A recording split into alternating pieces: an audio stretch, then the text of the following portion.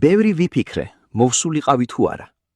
ჩავთვალე საჭიროთ, რომ უნდა გამოვიდე და ავსახო ის რეალობა, რაც იყო იმ დღით, 4 ოქტომბერს.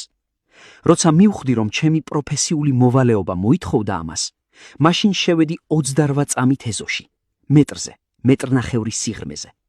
ხელში მეჭირა გამოხდილი წყალი, ფიზიოლოგიური ხსნარი.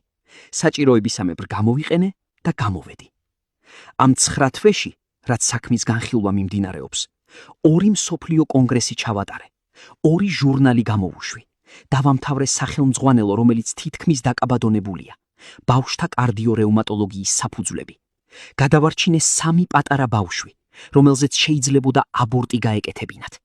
ჩემთან კონსულტაციის შედეგად მიხარია, რომ დღეს ეს 3 სიცოცხლე არის. თქვენ გადაწყვიტეთ, მე გარეთ ვარ საშიში თუ შიგნით.